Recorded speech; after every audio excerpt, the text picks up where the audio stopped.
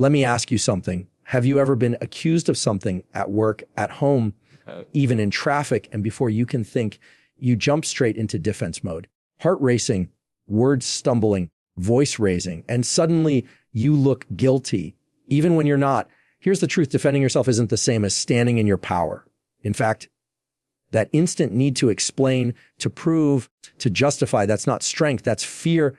And today, I'm going to show you why you should EVR, defend yourself, and what to do instead. You ever notice how fast we jump into defense mode? Someone questions your intent, and suddenly your heart's pounding, your mouth opens, and you're trying to explain your way out of something that wasn't even your fault. You didn't do anything wrong, but here you are defending your tone, your timing, your choices. And if you've ever walked away from one of those conversations thinking, why did I even say all that? You're not alone. We do it because it's natural. We've been taught, not directly, but through years of subtle messaging, that to be good, to be understood, to be respectable, we have to explain ourselves. That the more someone pushes, the more we have to justify. But here's the problem with that. When you defend yourself, you're not operating from your center. You're reacting. And reaction is never rooted in power. It's rooted in panic. Because when you react, you're responding to their energy, not your own. You're responding to how they feel what they said and how they frame the situation. The moment someone comes at you with criticism, with suspicion, with attitude, and you jump into defense mode, you've already handed them the steering wheel. You let them drive the direction of the conversation. And most of the time, they're not even qualified to be in the driver's seat. See, when someone says something that feels like an attack, the goal isn't always clarity, it's control. It's not always about solving the issue. Sometimes it's about shifting pressure. So the second you start defending yourself, you're telling them of, yes, I accept the premise. I accept that I'm on trial here. And once you're on trial, there's only one possible outcome. You either prove your case or you get judged. And even if you win, you lose. Why? Because now you're exhausted. Now you've spent emotional energy arguing a point you never needed to prove in the first place. Let me give you a real world example. You're at work. You miss a deadline by a couple of hours, not days, just hours. And your manager comes in hot. Why wasn't this in on time? This is unacceptable. Immediately, your brain says, explain, justify, defend. And maybe you do. I had 2 other reports. The system was down. I even stayed late last night. But notice something, your defense didn't calm the situation. It didn't lead to understanding. It just deepened the tension. Why? Because you responded to their urgency with panic instead of presence. Now imagine a different response, one rooted in calm, same situation. But instead of explaining, you say, I hear your concern. I'm making sure it doesn't happen again. That's it. That's control. That's presence. That's you staying rooted. No panic, no explanation, just ownership of the moment on your terms. See, reacting is emotional. Responding is intentional. And that's the difference. Because if you always react, you'll always feel like you're one step behind, like you're cleaning up after conversations instead of leading them. And let me tell you, when you live your life on defense, it's exhausting. It's like trying to walk through your day with your fists up. You can't live like that for long. Now, this doesn't mean you become cold or silent or unfeeling. This isn't about shutting down. It's about knowing that not every question deserves an answer. Not every accusation deserves a counterpoint. Not every raised voice requires your voice to rise with it. Sometimes the strongest thing you can do is stay quiet for a beat, breathe, and ask yourself, is this my energy or theirs? And if it's not yours, don't pick it up. Don't carry it. Don't answer it. Because when you react, you serve the moment. But when you respond, you own it. Let them react. You respond. Let me tell you something that might sting a little. The more you explain yourself, the more it sounds like you're making excuses. Now, I know that's hard to hear, especially if you pride yourself on being thoughtful, on communicating well, on wanting people to understand where you're coming from. But hear me out. There's a point when explaining turns into scrambling, into over-talking, into trying so hard to prove your good intent that the message underneath gets lost. And what's left? Doubt, confusion, even suspicion. Because here's what people actually hear when you start stacking reasons. You're trying to convince me. You're not certain. You're hoping I'll believe you. And the moment that doubt enters the room, it's hard to get it out. We think that giving someone a detailed backstory, all the whys and what happened was, and I didn't mean it like that, will help clear things up. But what it really does is muddy the waters. It opens more doors for someone to question you, interrupt you, twist your words, or poke holes in what you just said. You end up giving them material they didn't even ask for. You become your own cross-examiner. And it's not because you're wrong. It's not because you don't have a valid point. It's because when you explain too much, it shifts the power. It makes it look like you're trying to win them over. And people can smell that. You know what people respect? Clarity. Calm. Someone who says something once, firmly, clearly, and without the need to dress it up. Let me give you an example. Imagine someone says to you, I feel like you were avoiding me yesterday. The knee-jerk response is to jump into, no, I wasn't. I just had a lot going on. My phone died. Then I had to pick up the kids. And that's defense. That's explanation. That's an invitation for the other person to dig deeper, to question whether that's really the reason. But if you say, I wasn't avoiding you, and stop right there, that's a boundary. That's a statement. That's clarity. And clarity doesn't beg. It doesn't apologize when it doesn't need to. It stands on its own because you're not trying to be believed. You're just telling the truth. And that's a powerful shift. See, when you rely on explanations to feel understood, you're constantly handing people the power to accept or reject you. You're basically saying, here's why I did what I did. Please validate it. But you don't need that. You don't need validation to speak truth. You don't need acceptance to set a boundary. You don't need permission to be clear. The world tells us that over communication is maturity. That talking it out is always the right thing. But the truth is, over communicating can be a mask. It can hide your insecurity. And most of the time, we're not really trying to solve the problem. We're trying to protect how we're perceived. We're trying to protect our image. But your image isn't your job. Your integrity is. So what if instead of stacking explanations, you got comfortable with being misunderstood? What if you didn't rush to correct every wrong impression? What if your focus was less on how people interpret you and more on how you carry yourself? That's not ego. That's strength. That's groundedness. And it changes everything, especially when you're in high stakes moments, because the people who are most in control of the room aren't the ones talking the most. They're the ones saying the least, but meaning every word. They don't fill silences just to feel safe. They don't need to over-describe or justify.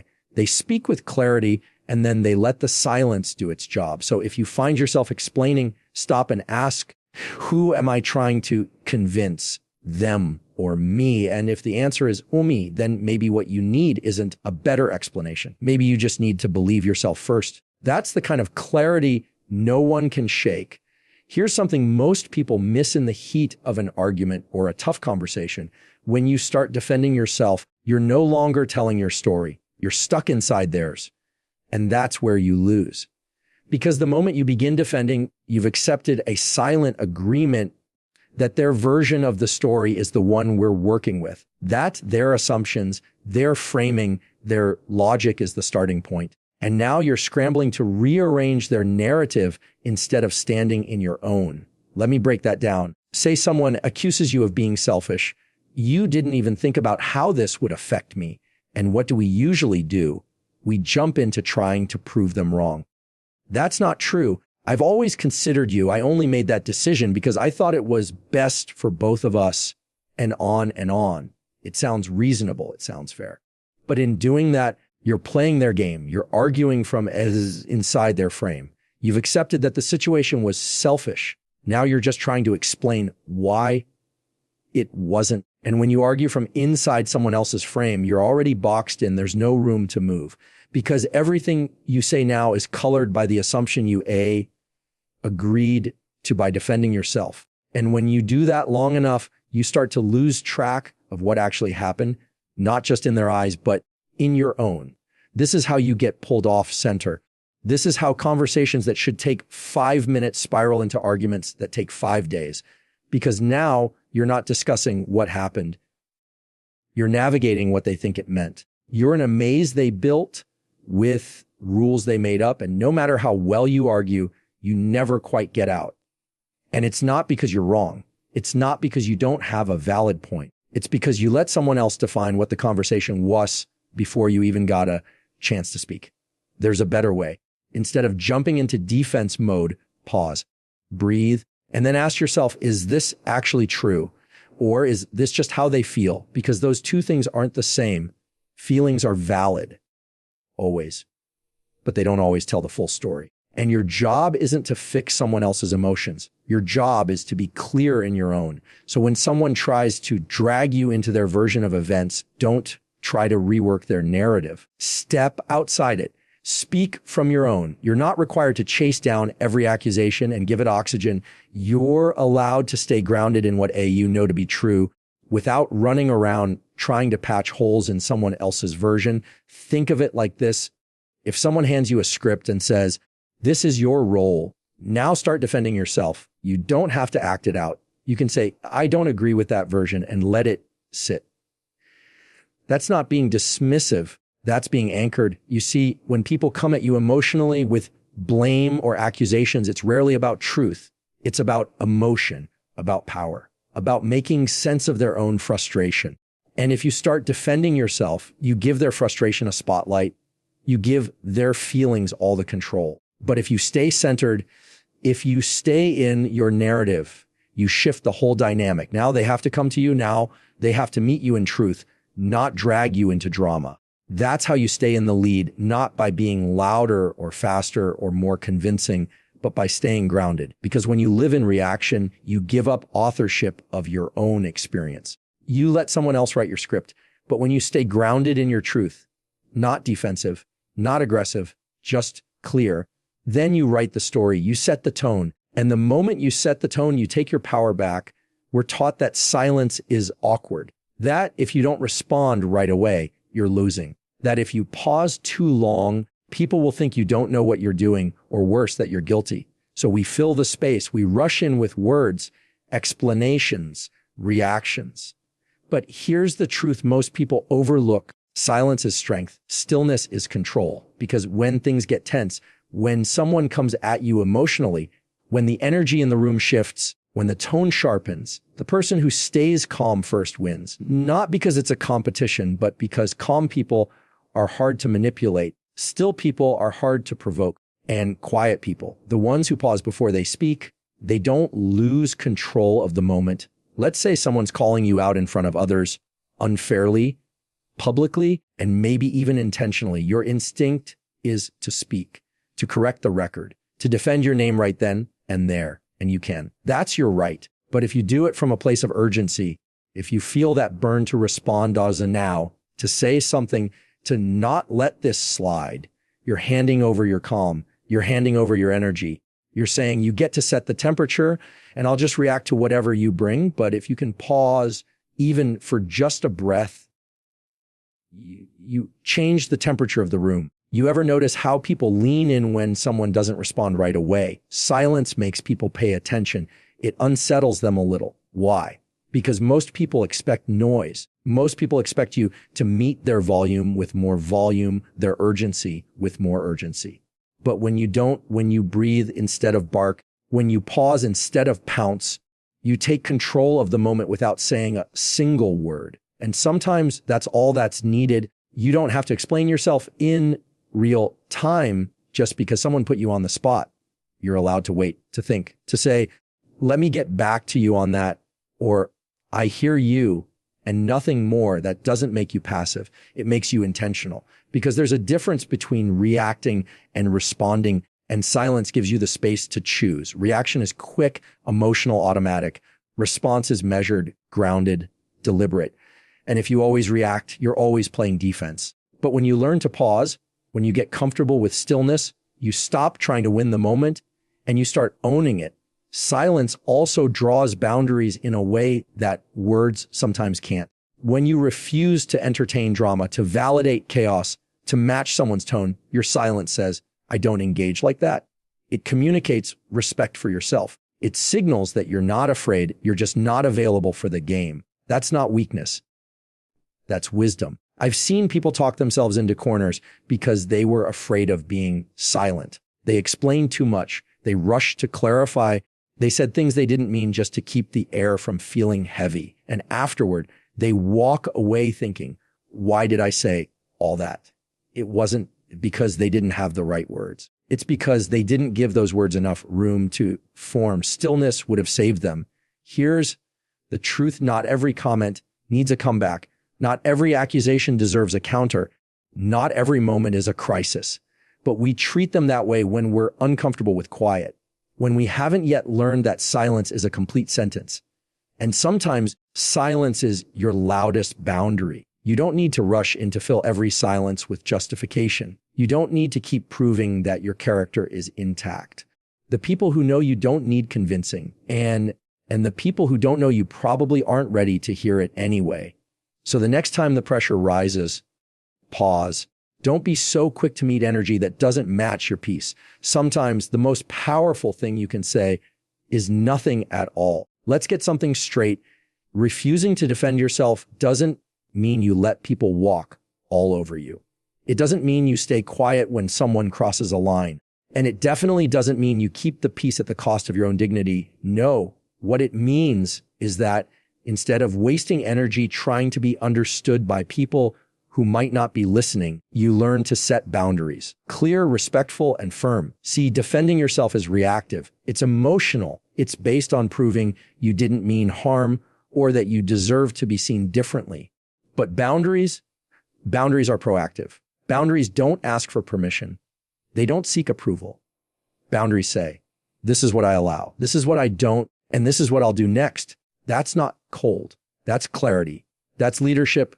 Over your time, your energy, your emotional bandwidth, most of the time when people push us, challenge us, or try to put us on the defensive, what they're really doing is testing our limits. Whether they realize it or not, they're watching how we respond. Do you backpedal? Do you apologize for things you didn't do just to keep things calm? Do you explain yourself into exhaustion? Or do you stand grounded and say, I'm not okay with that? And here's the thing, when you stop defending and start setting boundaries, people notice. They might not like it at first. They might push harder. That's normal, especially if they're used to getting a reaction out of you. But hold your ground, because boundaries teach people how to treat you. Defensiveness invites more pressure. Boundaries create distance from it. Let's say someone says something disrespectful. Maybe they're sarcastic. Maybe they're passive aggressive. Maybe they throw a little jab and look at you like, what? You can't take a joke. Your instinct might be to explain why it bothered you, to give them context, to make them see your side. But that can turn into a loop. You explain, they dismiss. You explain more, they deny. And suddenly you're trying to convince someone to respect you. But you don't have to convince anyone to respect you.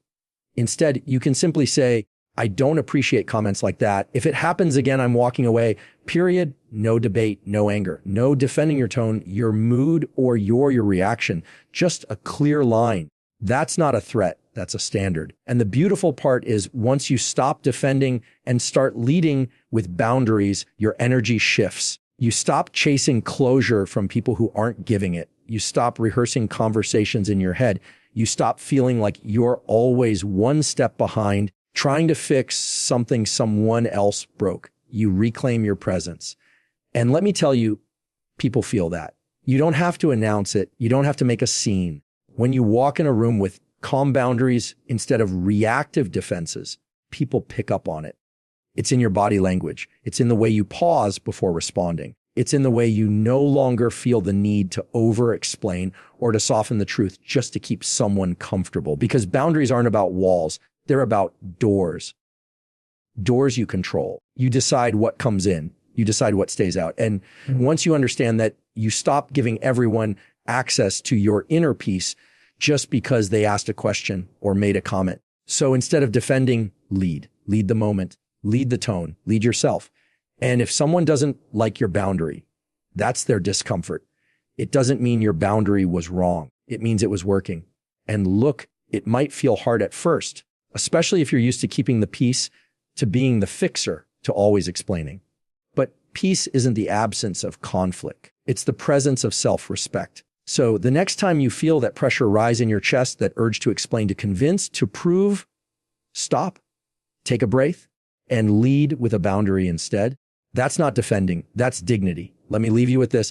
Every time you feel the urge to defend yourself, to jump in, to justify, to be understood, I want you to pause just for a moment. Ask yourself, is this coming from fear or from clarity? Because defending yourself often comes from fear of being misunderstood, misjudged, misrepresented. But clarity doesn't chase. It doesn't beg to be heard. It speaks once and lets the silence carry the rest. You don't owe explanations to everyone who questions you. You don't need to scramble for approval or edit yourself to make others comfortable. Instead of defending yourself, respond with presence. Instead of explaining, set a boundary. Instead of reacting, lead. Because the truth is, the more grounded you become, the less you'll feel the need to prove